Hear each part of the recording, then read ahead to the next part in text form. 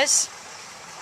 So, just enjoying my Chip Witch. Honestly, this is like the greatest invention ever. It's a chocolate chip cookie ice cream sandwich. Oh my gosh. You guys ever have one of these? Anyway. In all sincerity, we're discussing politics this week. I live in Canada. And Canada is currently under a conservative majority government. And our Prime Minister is Stephen Harper, and it's been said that he is not the most arts-friendly Prime Minister. He's made some comments during his election campaign, I think, a few years ago, where he said that the arts are for rich people in suits at rich galas, I think is what he said. And there was uproar about that, and kind of ever since then, the arts and the government have not exactly been friends. It's more like, blah, blah, giant squid of anger, we hate the government, kind of thing going on within the arts in Canada.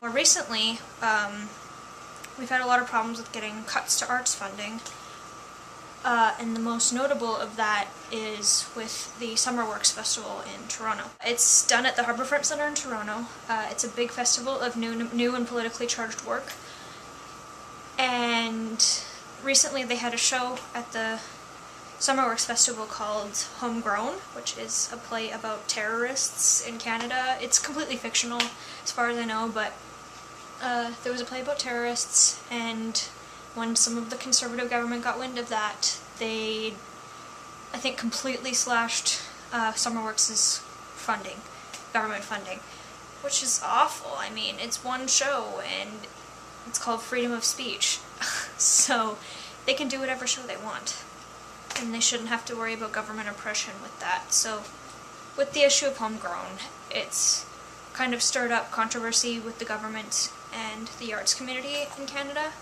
That being said, Homegrown is still being performed, not Summer Works specifically, but there have been staged readings across the country of Homegrown as a protest against the government. I will put some links in the doobly-doos or some news articles about that.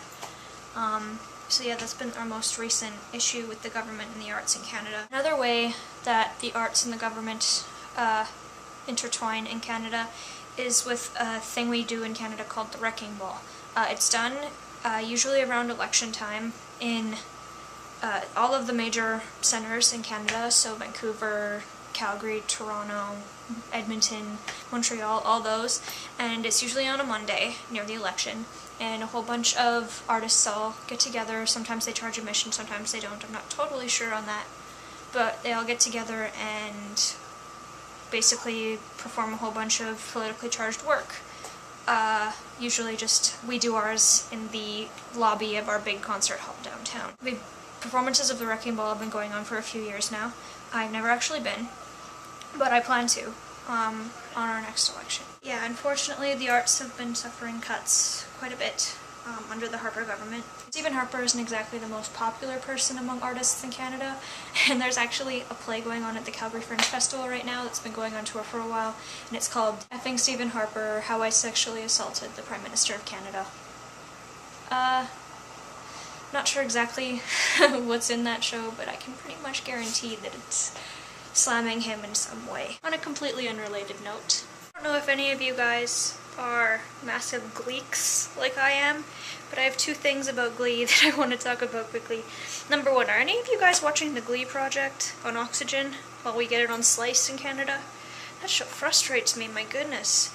Like, I don't think those guys would know talent if it slapped them in the face. That show just frustrates me so much. I might actually make an entire separate vlog about the Glee project and my feelings on it. Number two, did you guys hear the news that Darren Criss, who is my celebrity crush, is replacing Daniel Radcliffe in How to Succeed in Business without really trying on Broadway? That's so exciting. My gosh, I really want to plan a trip just to go see him. Alright, so that's all I have to say about the arts and politics in Canada. And I'm going to do a challenge this week. So, I'm going to give you guys the challenge, and if anyone can do it perfectly, get it all right, then you can challenge me to do something. So the challenge is, anybody can name all of the colors of Joseph's coat, as in the Joseph and the Amazing Technicolor Dreamcoat, the Andrew Lloyd Webber musical. If you can do that, you can challenge me to do something, and I'm going to check because I have them all memorized. because I'm a massive dork and it was my favorite musical when I was a kid. So, if you can do that, you will get to challenge me. Anyway, Mary, we'll see you tomorrow. Bye.